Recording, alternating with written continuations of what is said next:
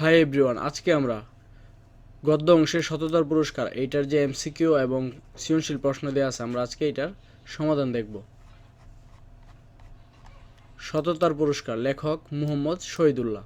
তো দেখো এখানে এই যে এই গদ্যটার আলোকে এখানে কিছু শব্দ অর্থ টিকা দেওয়া আছে, এগুলো অবশ্যই ভালোভাবে পড়তে হবে। এগুলো থেকে এমসিকিউ এবং কি সৃজনশীল প্রশ্নের যে কোন প্রশ্ন এটাতে আসতে পারে, তো এগুলো অবশ্যই ভালোভাবে পড়বে। যেমন এখানে ধবল, ধবল শব্দের অর্থ কি? সাদা বা শ্বেত।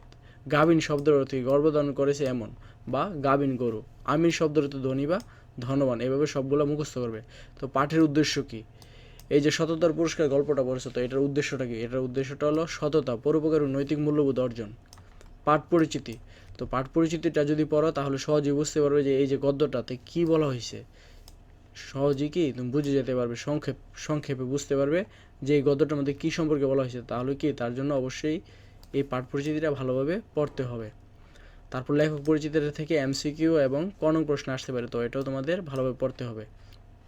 তারপর দেখো এখানে কিছু অনুশীলনী প্রশ্ন দেওয়া আছে, বহু নির্বাচনী প্রশ্ন। ফেরেশতা কেন আরব দেশের লোকদের কাছে এসেছিলেন? পরীক্ষা নেওয়ার জন্য, মূল্যায়নের জন্য, শিক্ষা দেওয়ার জন্য নাকি সাহায্য নেওয়ার জন্য? সঠিক উত্তর হবে পরীক্ষা নেওয়ার জন্য।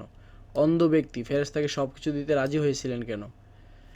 কারণ আল্লাহর প্রতি কি কৃতজ্ঞতা থাকায় তিনি সব কিছু দিতে রাজি হয়েছিলেন। তো এগুলো তোমরা সহজে অ্যান্সার করতে পারবে, তার জন্য কি গদ্যটা ভালোভাবে পড়তে হবে। তারপর দেখো এখানে একটা উদ্দীপক দিয়ে আছে, উদ্দীপকটি পরে কি 3 ও 4 নং এমসিকিউ প্রশ্নের উত্তর দিতে হবে। নন্দীপাড়া গ্রামের নৌসাদ পরোপকারী মানুষ। এই তো সেদিন প্রতিবেশী কাশিমের বাড়িতে আগুন লাগলে নিজের জীবনের ঝুঁকি নিয়ে কাশিমকে নিশ্চিত মৃত্যুর হাত থেকে কি উদ্ধার করে নৌসাদ। এর কিছুদিন পর নৌসাদ একটি দুর্ঘটনায় হাসপাতালে যখন চিকিৎসাধীন, তখন কাশিম নিজের রক্ত দিয়ে নৌসাদকে সুস্থ করে তোলেন। উদ্দীপকের কাশিমের সাথে সততা পুরস্কার গল্পের কার সাদৃশ্য রয়েছে? তো সঠিক উত্তরটি হবে অন্ধলোক। কারণ কি অন্ধলোক ফেরেশতা যখন অপরিচিত ব্যক্তি হিসেবে সেজে এসেছিল, তখন কি সে তাকে সাহায্য করেছিল, ফেরেশতাকে তাকে ছাগল দিতে রাজি হয়েছিল। তো এক্ষেত্রে কি এখানে সঠিক উত্তরটি হবে অন্ধলোক। তো ভালোভাবে পড়লে অবশ্যই উত্তরটা দেওয়া যাবে। তারপর দেখো 4 নং, উদ্দীপকের কাশিমের সাথে সততার পুরস্কার গল্পের যে দিকটি প্রকাশ পেয়েছে তা হলো নৈতিক মূল্যবোধ, পরোপকার, কৃতজ্ঞতা। তো নিচের কোনটি সঠিক? তো নিচের তিনটাই সঠিক। ঘ নাম্বার 1, 2, 3 নৈতিক মূল্যবোধ, পরোপকার এবং কৃতজ্ঞতাবোধ। তো এখানে দেখো একটা সৃজনশীল প্রশ্ন দেওয়া আছে, সৃজনশীল প্রশ্নের আলোকে আমাদের এই প্রশ্নগুলো অ্যান্সার করতে হবে। তো প্রথমে আমরা উদ্দীপকটা ভালোভাবে পড়ে নিই। কালাম, আবুল, হাফিজ একই গ্রামে বাস করে, তাদের অবস্থা তেমন ভালো নয়। কোনো মতে দিন অতিবাহিত করে। এ কারণে হাজি সাহেব তার জাকাতে টাকা দিয়ে আবুলকে একটা রিক্সা, কালামকে একটা ভ্যান গাড়ি আর হাফিজকে একটা কি সেলাই মেশিন কিনে দিলেন। তিনি বললেন, তোমরা পরিশ্রম করে খাও আর তোমাদের সাধ্যমতো গরিব মানুষকে উপকার করো। কিছুদিন পর হাজি সাহেব তাদের পরীক্ষা করার জন্য এক ভিক্ষুককে পাঠালেন তাদের কাছে সাহায্য চাইতে। আবুল আর কালাম কোনো সাহায্যই করলো না, কিন্তু হাফিজ মিয়া কি বিনা পয়সায় ভিক্ষুকের জামাটা সেলাই করে দিল। স্বর্গীয় দূত কতজন ইহুদিকে পরীক্ষা করেছিলেন? স্বর্গীয় দূত মানুষের ছদ্মবেশ ধারণ করেছিলেন কেন? কালাম ও আবুলের কাজের মধ্যে সততা পুরস্কার গল্পের যে দিকটি প্রতিফলিত হয় তা ব্যাখ্যা করো। হাফিজের কাজের মধ্যে সততা পুরস্কার গল্পের মূল শিক্ষা নিহিত, কথাটি বিশ্লেষণ করো। এখন আমরা এই 4টা প্রশ্নের অ্যান্সারটা দেখে নিব। তো এখন আমরা সৃজনশীল প্রশ্নের উত্তরগুলো দেখব। তো আমাদের প্রথম প্রশ্নটা কী ছিল? স্বর্গীয় দূত কতজন ইহুদিকে পরীক্ষা করেছিলেন? স্বর্গীয় দূত 3 জন ইহুদিকে পরীক্ষা করেছিলেন। তারপর খ নম্বরে কী বলা হয়েছে? স্বর্গীয় দূত মানুষের ছদ্মবেশ ধারণ করেছিলেন কেন? প্রকৃত পরিচয় প্রকাশ করতে চাননি বলেই স্বর্গীয় দূত মানুষের ছদ্মবেশ ধারণ করেছিলেন। স্বর্গীয় দূত বলতে এখানে আল্লাহর দূত বা ফেরেশতাকে বোঝানো হয়েছে।